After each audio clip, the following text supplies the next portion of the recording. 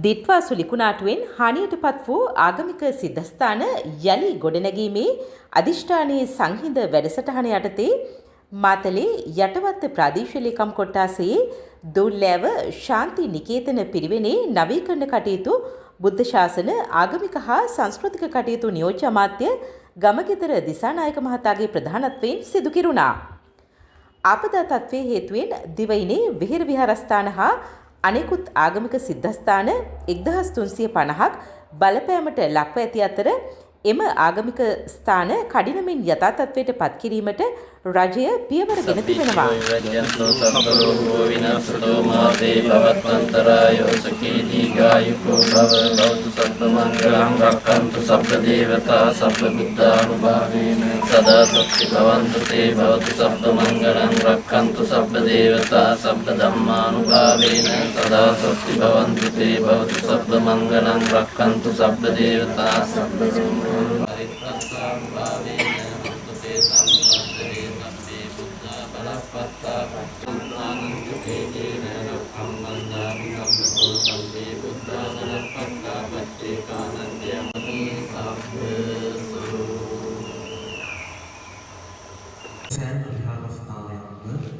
මෙම අවස්ථාවට යටවත් ශාසනාරක්ෂක මණ්ඩලයේ ලේකක අධිකාරී දොළුවේ රතනජෝති හිමියන් ඇතුළු මහා සංඝරත්නය ප්‍රදේශවාසීන් ඇතුළු පිරිසක් සහභාගී වුණා.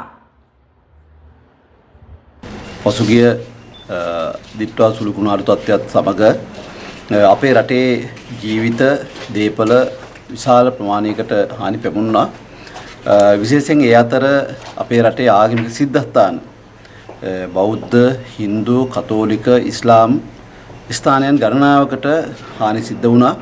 ඒ අනුව අපි කල්පනා කළා බුද්ධ ශාසන ආගමික හා සංස්කෘතික කටයුතු අමාත්‍යාංශයේ හැටියට මේ හානියට පත්වෙච්ච ආගමික සිද්ධස්ථාන ප්‍රසංස්කරණය කරලා නැවත ඔවුන්ගේ පරිහරණය සඳහා ලබා දිය යුතුයි කියලා.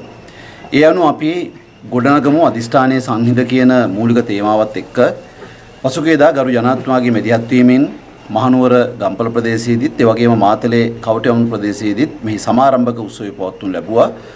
ඉන් අනතුරුව තවදුරටත් ප්‍රසංස්කරණය කිරීම සඳහා ඉතිරිව තිබෙන විහෙර විහාරස්ථාන අනිකුත් ආගමික සිද්ධස්ථාන ඊටාම කඩිනමින් ප්‍රසංස්කරණය කිරීම සඳහා ගරු ජනාධිපතිතුමාගේ මැදිහත් වීම සහිතව විශේෂ වැඩපිළිවෙලක් සූදානම් කරනු ලැබුවා.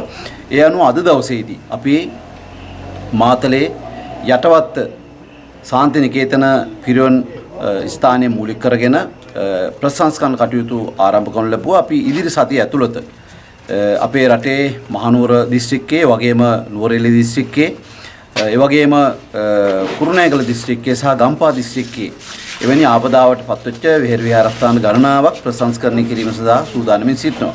අපි ඊටාමත්ම කඩිනමින් මේ විහෙර විහාරස්ථානත් ඒ වගේම අනිකුත් ආගමික සිද්ධස්ථානත් නැවත ප්‍රසංස්කරණය කිරීම සඳහා වෙච්ච විශේෂ වැඩසටහනක් සූදානම් කරලා තිබෙනවා. අපි මේ රටේ බෞද්ධ ඒ වගේම හින්දු, කතෝලික, ඉස්ලාම් සියලුම ජනතාවට මේ වෙලාවේදී මතක් කර සිටිනවා ඔබට නිරන්තරයෙන් පිහිට වෙන ඔබගේ කටයුතු වලට මැදිහත් වෙන මේ ආගමික සිද්ධස්ථාන ගොඩනැගීම අපි අපේ මූලික වගකීමක් හැටියට සලකනවා. ඉතින් මේ විදිහට අපි ඊ타මත්ම විධිමත්ව සැලසුම් සහගතව අපේ වැඩපිළිවෙළ ඉදිරියට ක්‍රියාත්මක කරන්න සූදානම් කරමින් තියෙනවා. ඊටාම කෙටි කාලයක් ඇතුළත මේ ආගමික සිද්ධස්ථාන නවීකරණය කිරීම තමයි අපේ අපේක්ෂාව බවට පත් වෙලා තිබෙන්නේ.